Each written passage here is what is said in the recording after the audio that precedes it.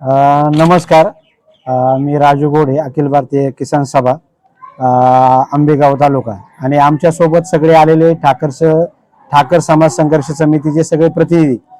आत्ताच आम्ही या ठिकाणी माननीय तहसीलदार महोदय यांना शिनोली या ठिकाणी चिंचेची वाडी ते पोखरकरवाडी रस्ता आणि चास ठाकरवाडीचा रस्ता, हा या ठिकाणचे दोन रस्ते जे आहेत हे खुले या परवानगी यांनी यांच्या आदेशाने दिलेली आहे.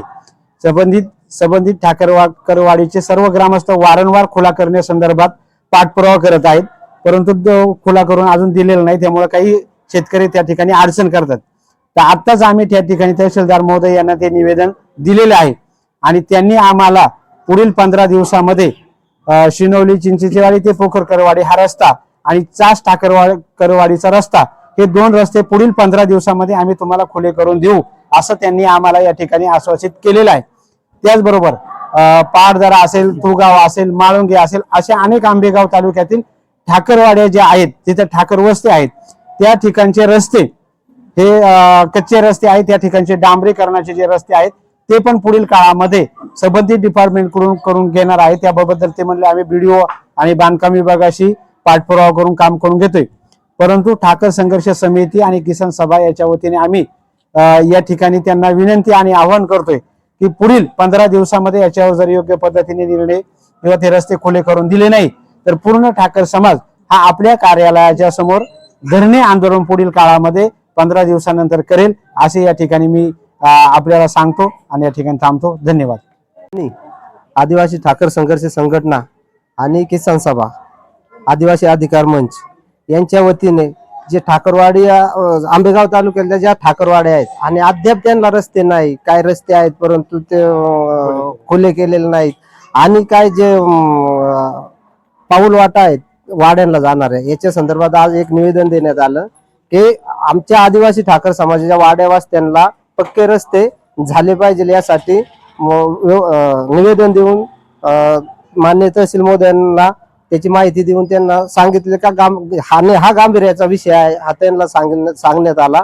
आणि त्यानुसार याच्यावरती जर काही जर समजा टाळाटाळ करण्याचा हे झालं किंवा त्या गोष्टीवरती काही गोष्टी त्यांनी नाही त्याच्यावरती ऍक्शन घेतली तर आम्ही नाईलाजाने येत्या 9 तारखेपासून आम्ही या कार्यालयासमोर आंदोलनाची हाक देत आहे. आणि आमचे सर्व ठाकरवाडे ग्रामस्थ, सर्व ठाकरवाड्या तालुक्यातील सर्व ठाकरवाड्या ज्यांना जे प्रॉब्लेम आहेत रस्त्याचे, ते सर्व येऊन आम्ही त्या धरणं आंदोलनाची हाक देत आहोत. त्यांनी 15 दिवसाचे सांगितलेले का जे आदेश झालेले आहेत, काय अवस्थांचे आदेश झालेले आहेत, ते 15 दिवसात त्याचं आम्ही करून देऊ. आणि जे काय नवीन असतील ते जशा पद्धतीने ज्या प्रशासकीय यंत्रणेसोबत त्यांच्याशी बोलून त्या रस्त्यांची चर्चा करून त्याच्यावर काय करता येईल असे त्यांनी आश्वासित केलेलं आहे. एका रोड व्हायला पाहिजे मुलांसाठी, कारण की म्हातारा माणूस झुळीत घालून न्यायला लागतं शिनवली पर्यंत. आम्ही कुठपर्यंत सहन करायचं, कारण की आम्हाला काही सुविधा नाही. आमच्या वाड्या वस्त्यांना कशाची सुविधा नाही, कारण की आम्हाला मुलांसाठी शाळेला घेऊन जायला, घरी राहायला लागतं. शेतात काम करायचं का मुलांना शाळेत घेऊन जायचं, हे प्रश्न आहे आमचा. काय प्रश्न आहे? कशासाठी आले होते? आम्ही रस्त्यासाठी आलोय. रस्ता झाला तहसीलदारने सांगितलं 15 दिवसात हे करणार आहे खुला. ते म्हणले 15 दिवसाची तारीख देतो. 15 दिवसाची तारीख दिली त्यांनी, नाही जर दिलं तर आम्ही धरणे आंदोलनाला बसणार आहे येऊन, इथे मुलांसकट बसणार आहे येऊन. कारण की आम्हाला काही सुविधा हे वरून येतात ते आमच्यापर्यंत, कारण की बरेच वर्ष झाले.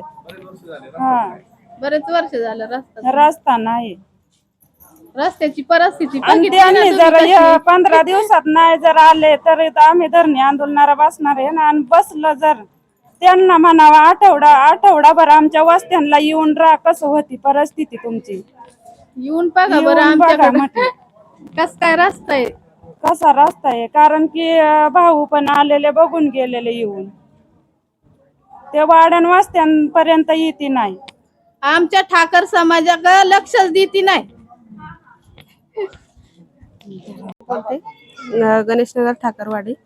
आमच्या रस्त्याची अडचण आहे की 2 शेतकरी आम्हाला अडवतात. ते म्हणजे रस्ता नाही आम्हाला, समजा मुलं शाळेत जायची बारीक तर त्यांना पण जाता येत नाही. खड्डे केल्यात रस्त्याला, पाण्यातून जाता येत नाही लहान मुलांना. समजा डिलिव्हरीची पेशंट असली तर ती पण नेता नाही येत आम्हाला. पण आम्हाला रस्ता पाहिजे असं आता यांनी सांगितलं. 15 दिवसाची मुदत दिली, ते नंतर झाले नाही तर आम्ही आंदोलनाला बसू. एवढंच, दुसरं काय नाही बस.